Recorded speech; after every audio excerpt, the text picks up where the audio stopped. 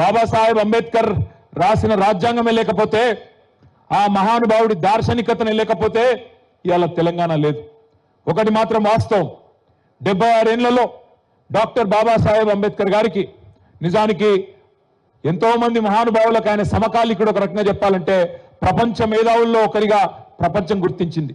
Harvard లాంటి విశ్వవిద్యాలయం, Oxford లాంటి విశ్వవిద్యాలయం కూడా వారిని పిలిచి వారి దార్శనికతకు, వారి విజ్ఞతకు, వారి తెలివితేటలకు, వారి మేధస్సుకు అప్పుడే 70-75 ఏళ్ల కిందటనే పిలిచి వారితో లెక్చర్లు ఇప్పించుకున్నారు. కానీ మన దేశంలో మాత్రం ఆయన కేవలం దళితులకు మాత్రమే ఆరాధ్య దైవంగా చిత్రీకరించే ప్రయత్నం కొంతమంది చేసినారు. కానీ వాళ్ళు చాలా సంతోషంగా ఉంది. తమ్ముడు అజయ్ గాని, అదేవిధంగా ఇక్కడ ఉన్న దాస్యనాయక్ తాండాలో ఉన్న విజ్ఞులైన విద్యావంతులైన మా తమ్ముళ్ళు, అంబేద్కర్ ఒకలకు పరిమితం కాదు, అంబేద్కర్ మహాత్మా గాంధీతో, జవహర్లాల్ నెహ్రూతో సమమైన మేధస్సు, అంతకంటే ఎక్కువ మేధస్సు కలిగిన వాడనే పద్ధతుల్లో అద్భుతంగా ఈరోజు ఇక్కడ చౌడాపూర్లోని దాస్యనాయక్ తాండాలో ఈ విగ్రహాన్ని ఆవిష్కరించడం నిజంగా కూడా మీకు నా హృదయపూర్వకమైన ధన్యవాదాలు. అదృష్టాన్ని నాకు కలిగించినందుకు, ఇక్కడ దాకా ఆహ్వానించి ఆ అదృష్టాన్ని నాకు కలిగించినందుకు మీకు ఎప్పటికీ కూడా రుణపడి ఉంటా అని చెప్పి కూడా నేను మనస్ఫూర్తిగా తెలియజేస్తా ఉన్నా. నిజంగా బాబాసాహెబ్ ఒక దళితులకు రిజర్వేషన్లు ఇవ్వడమో, గిరిజనులకు రిజర్వేషన్ ఇవ్వడమో మాత్రమే చేయలేదు. ఇవాళ మన దేశంలో సగభాగమైన మహిళా సోదరీమణులు, మన ఆడబిడ్డలు, వేరే దేశాల్లోనేమో మహిళలకు ఓటింగు చాలా తర్వాత వచ్చింది, స్వాతంత్రం వచ్చిన 100 ఏళ్లకు అమెరికాలో వచ్చింది. కానీ మన దేశంలో మాత్రం బాబాసాహెబ్ అంబేద్కర్ లాంటి ఒక మేధావి ఆనాడు రాజ్యాంగ నిర్మాత కావడం వల్ల 1952లోనే మొట్టమొదటి ఎన్నికల్లోనే ఆడబిడ్డలందరికీ ఓటు హక్కు కల్పించిన నాయకుడు డాక్టర్ బాబాసాహెబ్ అంబేద్కర్. ఒక వర్గానికో ఒక కులానికో సంబంధించిన మనిషి కాదు. ఆయన గురించి చెప్పాలంటే చాలా చెప్పవచ్చు. కానీ ఒకటి మాత్రం పక్కా, వాళ్ళ ఈ వేదిక మీద మనం మాట్లాడుతున్నామంటే భారత రాజ్యాంగం కల్పించిన ఆర్టికల్ 19 కింద కల్పించిన స్వేచ్ఛ, వాక్ స్వాతంత్రం, అంటే మాట్లాడే హక్కు. ప్రజాస్వామిక దేశంలో ప్రజలకు అనుకూలంగా, ప్రభుత్వానికి వ్యతిరేకంగా అవసరమైతే మాట్లాడే హక్కు. లగచర్లలో నా భూమి నేనే ఉంచుకుంటా, నేను నీకు ఇయ్యా అని కొట్లాడే హక్కు వచ్చిందంటే ఆ రాజ్యాంగం కల్పించిన హక్కు మనకు ఉండడం వల్లనే ఇవాళ మనం కొట్లాడగలుగుతా ఉన్నాం. మీ అందరితో నా ప్రార్థన ఒకటే, రాజకీయాలు ఎప్పుడు ఉంటాయి, రాజకీయాలు ఎప్పుడు ఉంటాయి. ఇంకో 4 ఏళ్లకు మళ్ళీ ఎలక్షన్లు వచ్చినప్పుడు మళ్ళా ఆ రోజు మీ దయ ఎవరికి ఉంటే వాళ్ళు గెలుస్తారు, వాళ్ళు ముఖ్యమంత్రులు, మంత్రులు అవుతారు, ప్రభుత్వం వస్తుంది. కానీ మనం దాని గురించి బాధపడవలసిన అవసరం లేదు. ప్రజాస్వామ్యంలో చాలా కామన్, ఒకరు గెలుస్తారు, ఒకరు ఓడిపోతారు. గెలిచిన వాళ్ళు ప్రభుత్వాన్ని నడిపే అధికారం వస్తుంది, ఓడిపోయిన వాళ్లకు ప్రజల తరఫున కొట్లాడే అవకాశం వస్తుంది. ఇవాళ రాష్ట్రం ఏర్పడ్డ తర్వాత మొదటి 10 ఏళ్లు మీరు మాకు అవకాశం ఇచ్చినారు. పెద్దలు కేసీఆర్ గారి నాయకత్వంలో అద్భుతంగా 10 ఏళ్లలో ఒక సంటి పిల్లను సాదుకున్నట్టు తెలంగాణ రాష్ట్రాన్ని అత్యద్భుతంగా అన్ని రంగాల్లో చేసుకున్నాం. తమ్ముడు సంజీవ్ చెప్పినట్టు ఒక్క పరిగి శాసనసభ నియోజకవర్గంలోనే 52 తాండాలను గ్రామ పంచాయతీలను చేసిన ఘనత మన నాయకుడు కేసీఆర్ గారిది. రాష్ట్ర వ్యాప్తంగా 3200 పైచిలకు తాండాలు, గిరిజన గూడాలను ఇవాళ గ్రామ పంచాయతీలు చేయడమే కాకుండా కొత్త మండలాలు, ఇక్కడ మన పరిగిలో చౌడాపూర్ కానీ, మహమ్మదాపూర్ కానీ, ఇంకా మొత్తం రాష్ట్ర వ్యాప్తంగా వందలాది మండలాలు, కొత్త రెవెన్యూ డివిజన్లు, కొత్త జిల్లాలు, కొత్త గ్రామ పంచాయతీలు, కొత్త రాష్ట్రమే కాకుండా పరిపాలన ఫలాలు మీ ఇంటి ముంగటికి రావాలన్న ఉద్దేశంతో వికేంద్రీకరణ జరగాలి, సంక్షేమ ఫలాలు, అభివృద్ధి ఫలాలు డైరెక్ట్ గా ప్రజల కాడికి రావాలన్న ఉద్దేశంతో ఇవన్నీ చేసుకున్నాం. వికారాబాద్ జిల్లా చేసుకున్నాం. అదేవిధంగా మరి మహబూబ్ నగర్, పాత మహబూబ్ నగర్ లో కూడా కొత్తగా 4 జిల్లాలు చేసుకున్నాం. ఆ రకంగా 10 ఏళ్ల పాటు అద్భుతంగా అభివృద్ధిని, సంక్షేమాన్ని జోడెద్దుల మాదిరిగా జోడించి ముందుకు తీసుకొని పోయినాం. దేశంలో ఎవరు ఆలోచన చేయలేదు. రైతు బంధు లాంటి కార్యక్రమం భారతదేశానికి స్వాతంత్రం వచ్చిన తర్వాత మొట్టమొదటిసారి 12 విడతల్లో 73,000 కోట్ల రూపాయలు మాట ఇయ్యకపోయినప్పటికీ, ఓట్ల కోసం ఎన్నడూ కూడా మేనిఫెస్టోలో పెట్టకపోయినప్పటికీ 73,000 కోట్ల రూపాయలు మీ ఖాతాల్లో అటు నాటేసే టైం వచ్చిందంటే టింగు టింగు మన సప్పుడవుతూ బ్రహ్మాండంగా మీ ఖాతాల్లో డబ్బులు వేసిన నాయకుడు కేసీఆర్ గారు. 73,000 కోట్లు రైతు బంధు రూపంలో, 28,000 కోట్లు రైతు రుణమాఫీ రూపంలో 2 దఫాలుగా మీకు రుణమాఫీ చేయడం జరిగింది. ఆనాడు మరి నాట్లేసే టైం వచ్చిందంటే టింగు టుంగుమని సప్పుడు వస్తుండే. ఇప్పుడు వస్తున్నదా? మన ముఖ్యమంత్రి గారు చెప్తున్నారు కోస్గిలో ఏమంటున్నాడు? టింగు టింగు కాదట, టకీ టకీ అట. ఆయన ఎట్లున్నాడంటే కేసీఆర్ ఎడ్డవంటిన తెడ్డవనాలి, కేసీఆర్ టింగు టింగు అంటే టకీ టకీ అనాలి. సరే టకీ టకో టికీ టికో కానీ ఏదో ఒకటి పడేయారా అన్నట్టే ఎవరికి వాడలే రాష్ట్రంలో. ఏం చెప్పిండు ముఖ్యమంత్రి ఆ రోజు? ఈరోజు 26 జనవరి, ఈరోజు బంద్ ఉంటాయి బ్యాంకులు, కానీ మీరు తెల్లారు కొట్టంగా లేవగానే మీ ఫోన్లు మోగుతాయి, టకీ టకీ అని పడతాయి అన్నాడు. పడుతున్నాయి టకీ టకీ అని. తులం బంగారం పడుతుందా టకీ టకీ అని? మా అక్కలను అడుగుతున్నా, మా చెల్లెలను, పడుతుందా తులం బంగారం టకీ టకీ అని? శైలి లేపి చెప్పాలి, పడుతుందా పడతలేదా? 2500 పడుతుందా టకీ టకీమని? పడతలేదా? స్కూటీలు వస్తున్నాయా టకీ టకీమని? అస్సలేవా? మరి స్కాలర్షిప్లు పడుతున్నాయా టకీ టకీ అని? పడుతున్నాయా పడతలేవా? రైతు బంధు పడుతుందా టకీ టకీ అని? ఆఖరికి సఫాయి సిబ్బందికి పైసలు కూడా పడతలేవు టకీ టకీ అని. గ్రామ పంచాయతీ సిబ్బందికి, మున్సిపాలిటీ సిబ్బందికి వాళ్ళ జీతాలు కూడా పడతలేవు టకీ టకీ అని. ఇక ఈయననేమో టకీ టకీ అని కొత్త కొత్త కథలు చెప్తాడు. ముఖ్యమంత్రి గారు నోరు తెలిస్తే నిజంగా ఒకటేమో ఆయనకు వచ్చింది తిట్ల పురాణం, ఇంకేం రాదు. తిట్టు రాబోయంటే మాత్రం జోరుగా తిడతాడు. మాకు రాదా తిట్లు? మనకు రావా ఊళ్ళల్లో తిట్లు? ఒక్కొక్కరికి మైక్ ఇస్తే ఇప్పుడు మీరు ఒక్కొక్కరు వాళ్ళ చెవులు మూసుకోవాలి, అట్లా తిట్టచ్చు. కానీ మనకు సంస్కారం ఉంది. నేను అంటాడు ముఖ్యమంత్రి, మీరు చూసిన అందరూ కొడంగల్లో యాడ్ను మాట్లాడండి నిన్న. ఏమంటాడు? కేసీఆర్ నువ్వు కొట్టుడు కాదు, నువ్వు నిలవాడు, సరిగ్గా నిలవాడు, కట్టలేకుండా నిలవాడు అంటుండు. ఒక 71 ఏళ్ల పెద్ద మనిషిని పట్టుకొని సంస్కారం లేని ముఖ్యమంత్రి గారు ఏమంటున్నాడు? కట్టబట్టుకొని నిలవాడు అంటుండు. నేను చెప్తున్నా ముఖ్యమంత్రికి, రేవంత్ రెడ్డి గారు నీకు సంస్కారం లేకపోవచ్చు, కానీ ఒక్కటి గుర్తుపెట్టుకో, కేసీఆర్ ఆయన నిలబడు కాదు, 4 కోట్ల తెలంగాణ ప్రజల ఆత్మగౌరవాన్ని నిలబెట్టిన వాడు కేసీఆర్. తెలంగాణ అనే రాష్ట్రాన్ని ఏర్పాటు చేసి దేశం ముందు సమున్నతంగా నిలబెట్టిన వాడు కేసీఆర్. అందుకే మా చెల్లె రజని ఒక మాట అన్నది నిన్న, నాకు బాగా నచ్చింది. ఏమన్నా దొరికేనా? రేవంత్, కేసీఆర్ కట్ట లేకుండా నిలబడతాడు, కానీ నువ్వు కమిషన్ లేకుండా ప్రభుత్వాన్ని నడుపురా నాయన అని చెప్పింది. కమిషన్ తీసుకోకుండా ప్రభుత్వాన్ని నడుపు దమ్ముంటే ఆయన కట్ట లేకుండా కాదు మంచిగా నిలబడతాడు. ఆయన కొడితే ఎట్లుంటుందో నువ్వు కాదు, నీ పాత గురువు గారిని అడుగు, చెప్తాడు కొడితే ఎట్లుంటుందో. నీ ఇప్పుడు గురువుని అడుగు, నీ గురువుని అడుగు, రాహుల్ గాంధీ వాళ్ళ అమ్మని అడుగు, చెప్తుంది ఎట్లా ఢిల్లీ మెడలు వంచి తెలంగాణ తెచ్చిండో కేసీఆర్ కొడితే ఎట్లుంటుందో ఆ దెబ్బ తిన్నోళ్ళని అడుగు, తెలుస్తుంది. ఆయన నాకు తెలియక అడుగుతా, ఈయనకు కేసీఆర్కి ఏమైనా పోలికున్నది? అసలు కేసీఆర్ ఏమో హిస్టరీ, కేసీఆర్ అంటే హిస్టరీ, రేవంత్ రెడ్డి అంటే లాటరీ. టికెట్ కొనకుండా లాటరీ గెలిచిపోయాడు, టికెట్ కొనకుండా లాటరీ గెలిచినాడు రేవంత్ రెడ్డి. తప్పిదారి అడ్డివారి గుడ్డి దెబ్బలు ముఖ్యమంత్రి అయితే ఇక ఆవుతలేడు మనిషి. అరే అయ్యా, నీకంటే ముందు చాలా మంది పనిచేశారు నాయన ముఖ్యమంత్రులు.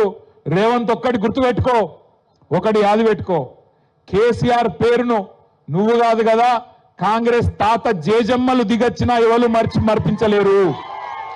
తెలంగాణ ఉన్నంత కాలం, తెలంగాణ రాష్ట్రం ఉన్నంత కాలం తెలంగాణ ఎవరు తెచ్చిండ్రు అంటే ఎవరంటారు? మరి గిట్లున్నాక ఆయన ఏం బిక్తాడు నాకు అర్థం కాదు. నేనేమంటున్నా, మాటలు మస్తుగా చెప్పచ్చు రేవంత్ రెడ్డి లెక్క, నేను కూడా నరకచ్చు. అంబేద్కర్ అభయహస్తం అని పెడతా, కేసీఆర్ దళిత బంధు పెట్టి 10 లక్షలే ఇచ్చిండు, నేను 12 లక్షలు ఇస్తా అన్నాడు. ఇచ్చినవా ఒక్కలకన్నా?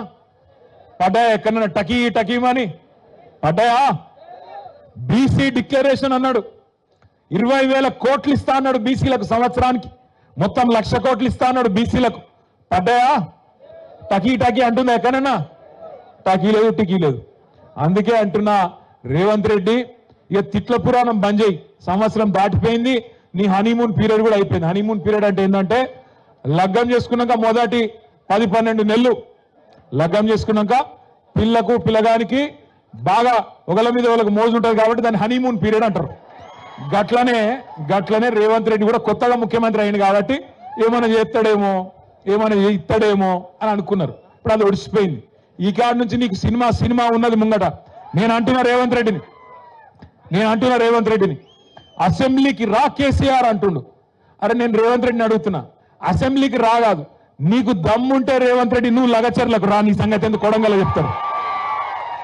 నువ్వు దమ్ముంటే నువ్వు రా లగచర్లకు, సెక్యూరిటీ లేకుండా రారాబోయే నేను కూడా చూస్తా. అక్క అంటుంది పక్కకెళ్ళి, నువ్వు వస్తావా రావో నాకు తెలియదు కానీ నేను మాత్రం పక్కా కొడంగల్కి వస్తా, తొందరలోనే వస్తా. నీకు దమ్ముంటే ఆపకు. మళ్ళీ ఇట్లనే పోలీసులను అడ్డం పెట్టుకొని 4 అడిదిక్కుల పోలీసులు ఇడిదిక్కుల పోలీసు వాళ్ళు సంవత్సరంలో ఏం చేసిండ్రా అయ్యా అంటే, నేను లగచర్ల గిరిజనుల కోసం మహబాద్ పోయి మీటింగ్ పెడతా అంటే ఆడ పర్మిషన్ ఇయ్యాడు, మళ్ళా కోర్టుకోవాలి. రైతుల కోసం ధర్నా చేసుకుంటాం నల్లగొండలా అంటే దానికి పర్మిషన్ ఇయ్యాడు, మళ్ళా కోర్టుకోవాలి. ఆఖరికి దాస్యనాయక్ తాండకు వచ్చి అంబేద్కర్ విగ్రహం ఆవిష్కరణ చేసుకుంటామంటే దీనికి కూడా ఇయ్యలే.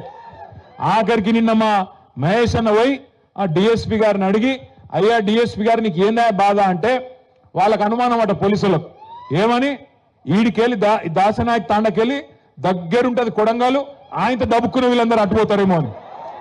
గట్ల ఎందుకు పోతాం నాకు అర్థం కాదు. బేజాప్తా పోతామా? బాజాప్తా పోతాం, ఖచ్చితంగా కొడంగల్ పోతాం.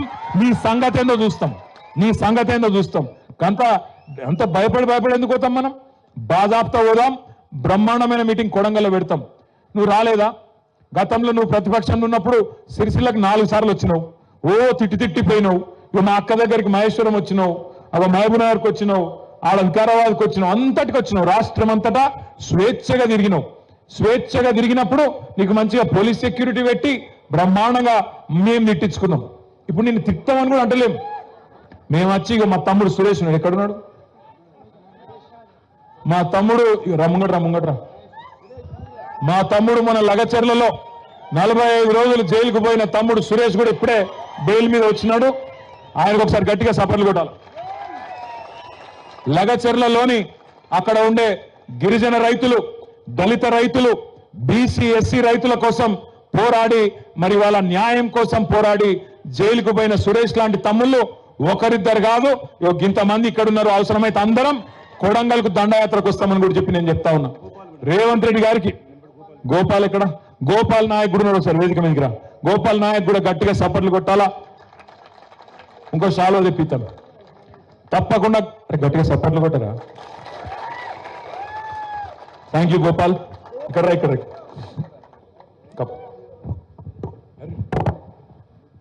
Thank you Gopal Naik, Suresh.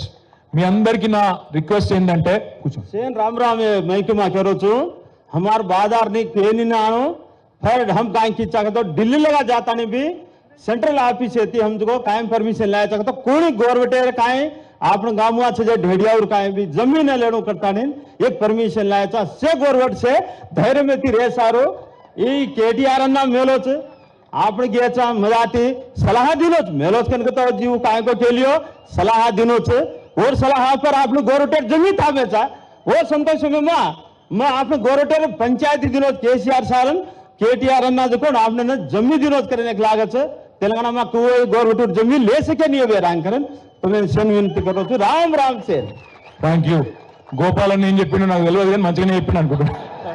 నేర్చుకుంటా, నాకు భాష రాదు, నేర్చుకుంటా. మా సంజీవ్ను ఎవరినోగల్ని పట్టుకొని నేను కూడా 4 మొక్కలు నేర్చుకుంటా. ఆ మధ్యన ఒకటి నేర్చుకుని ఇప్పుడు మర్చిపోయినా.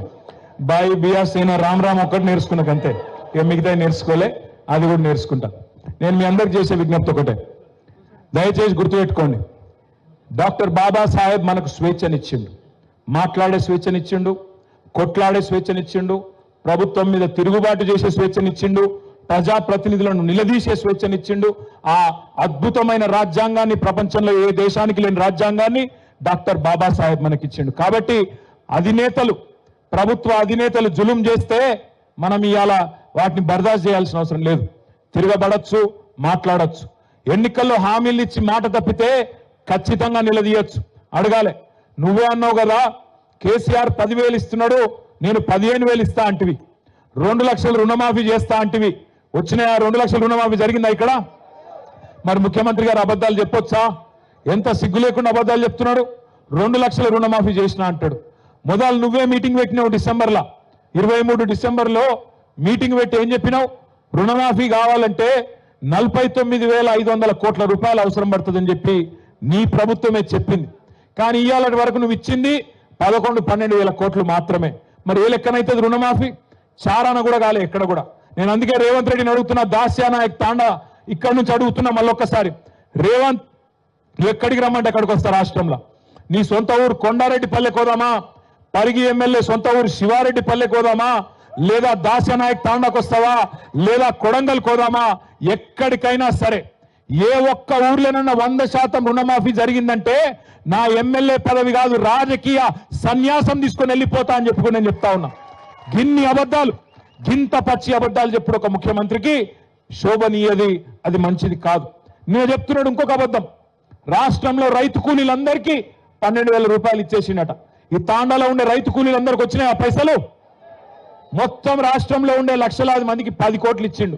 కానీ అందరి ఖాతాలల్లో టకీమని 12,000 వేసేసినా అయిపోయింది అని చెప్పి నిన్న ముఖ్యమంత్రి గారు చెప్తా ఉన్నారు. ఇంత పచ్చి అబద్ధాలు ముఖ్యమంత్రి చెప్పవచ్చునా? ఇంత దుర్మార్గంగా మాట్లాడవచ్చునా?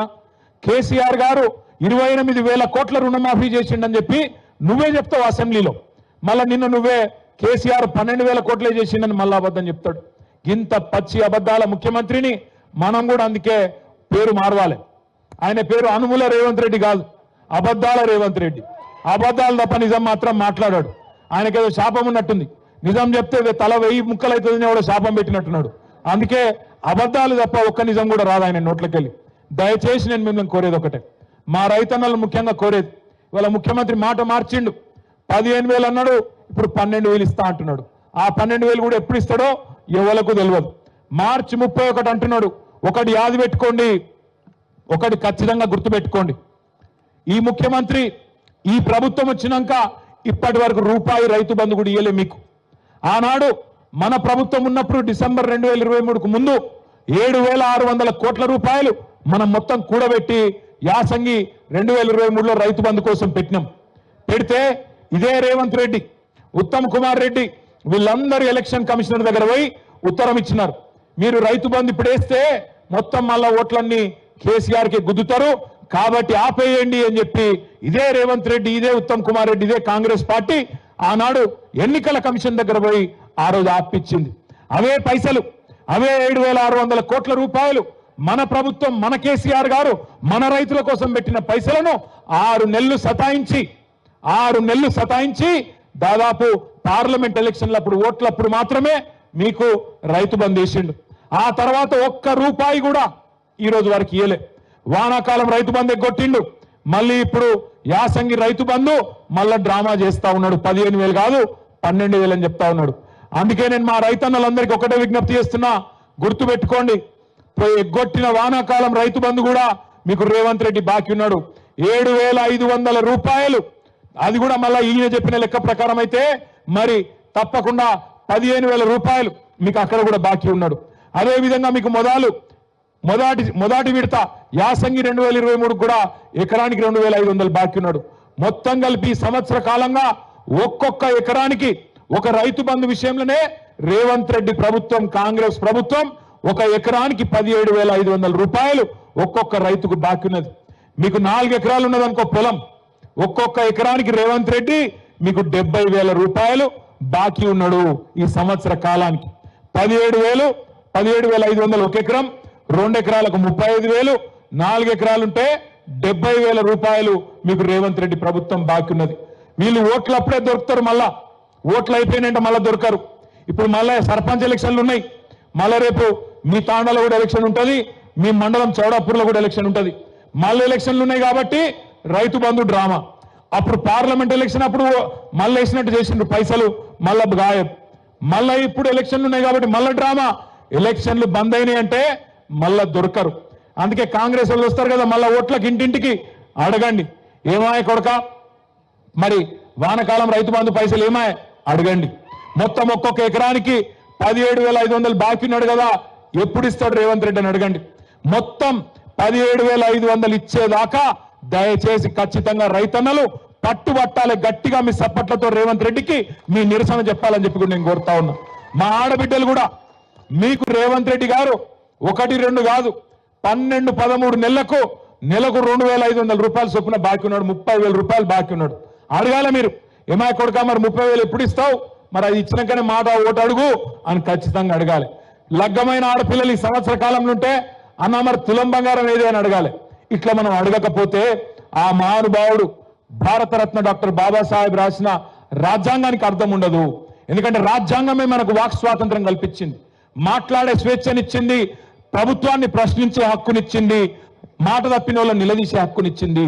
ఖచ్చితంగా ఆ మహానుభావుడు చూపెట్టిన బాటలో నడుద్దాం. ఏ సమాజం కోసం అయితే అంబేద్కర్ గారు కలలు కన్నారో, నిజంగా కూడా ఇందాక తమ్ముడు సంజీవ్ మాట్లాడుతూ చిన్న కులం పెద్ద కులం అని మాట్లాడాడు. చిన్న కులం పెద్ద కులం ఏముండదు, చిన్న గుణం పెద్ద గుణం ఉంటది. రేవంత్ రెడ్డి లెక్క చిన్న గుణం ఉన్న వాళ్ళు ఉంటారు, ఎక్కడ ఏ కులంలో ఉంటున్నా పెద్ద గుణం ఉన్న వాళ్ళు చాలా మంది ఉంటారు. ఇవాళ పెద్ద గుణం ఉన్న బిడ్డలు ఉన్నారు కాబట్టే దాస్యానాయక్ తాండాలో అంబేద్కర్ విగ్రహాన్ని పెట్టి మమ్మల్ని అందరినీ పిలిచిరనే మాట కూడా నేను గుర్తు చేస్తా ఉన్నా. దయచేసి నేను మిమ్మల్ని కోరేది ఒకటే, మనం ఇవాళ అందరం కూడా ఇక 4 ఏళ్ళు ఉన్నది, ఎలక్షన్లకు తొందర ఏం లేదు. ఒకటే ప్రతిజ్ఞ తీసుకుందాం, ఈ ప్రభుత్వాన్ని అడుగడుగునా ప్రశ్నిస్తూనే ఉందాం. దానికోసం జైల్లో పెడతాడు కావచ్చు, నరేందర్ రెడ్డి గారిని పంపినట్టు, సురేష్ని పంపినట్టు, గోపాల్ నాయక్ని పంపినట్టు, ఆఖరికి హీరియా నాయక్ పరిస్థితి మీరు చూసే ఉంటారు. ఆయనకు సంగారెడ్డి జైల్లో ఛాతీ నొప్పి వచ్చింది. ఛాతీ నొప్పి వస్తే, గుండె నొప్పి వస్తే, నిజంగా మనిషి అంటోడు అయితే ఏం చేస్తాడు? ప్రభుత్వం నడిపేటోనికి మనసు ఉంటే ఏం చేస్తాడు? వెంటనే అంబులెన్స్ ఎక్కించుకొని ఒక దగ్గరలో ఉన్న బెస్ట్ హాస్పిటల్కి తీసుకుపోతాడు. కానీ రేవంత్ రెడ్డి ప్రభుత్వం ఏం చేసింది ఎరికేనా? కొడంగల్ రైతు, కొడంగల్ గిరిజనుడు నాకు భూమి అని అంటాడా? మా అన్న తిరుపతి రెడ్డి పోయి అడిగితే కూడా ఏడా అని చెప్పి గుండె నొప్పి అంటే బేడీలేసి పోలీసు జీబుల హాస్పిటల్కి పంపి హాస్పిటల్లో కూడా బెడ్ మీద బేడీలేసి గొలుసేసి ఆ బెడ్ గట్టేసింది రేవంత్ రెడ్డి ప్రభుత్వం. అందుకే నేనన్నా చిన్న గుణం ఉన్నోడు అని నేను ఉత్తగానే అనలే, ఒక ఇట్లాంటి చిల్లర పనులు చేస్తాడు కాబట్టే చిన్న గుణం ఉన్న ముఖ్యమంత్రి అన్నా. అందుకే ఖచ్చితంగా ప్రభుత్వాన్ని నిలదీస్తూనే ఉండాలి, మాట తప్పిన ప్రతి సందర్భంలో ప్రశ్నిస్తూనే ఉండాలి, అడుగుతూనే ఉండాలి.